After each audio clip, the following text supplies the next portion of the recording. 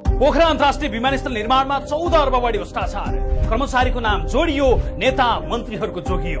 भ्रष्टाचारकै लागि नीतिगत निर्णयहरू भएको मोलमलाइबाट 22 अरब पुर्याइएको छ। 25 अर्ब ऋणमा बनेको पोखरा अन्तर्राष्ट्रिय विमानस्थल निर्माणमै 14 अर्ब रुपियाँ भन्दा बढी भ्रष्टाचार भएको संसदीय छानबिन उपसमितिले निष्कर्ष निकालेको छ। विमानस्थल निर्माणका क्रममा माटो बोक्नेदेखि एसी जोड्ने, डाँडा काट्नेदेखि धावन मार्ग नै कम उचाइको बनाएर 13 अर्ब 56 करोड बढी भ्रष्टाचार भएको निष्कर्ष सार्वजनिक लेखा समिति अन्तर्गतको उपसमितिले निकालेको हो। आजको अमेरिकी डलरको मूल्य अनुसार भ्रष्टाचार भएको मूल्य रकम 15 अर्ब बढी हुन्छ।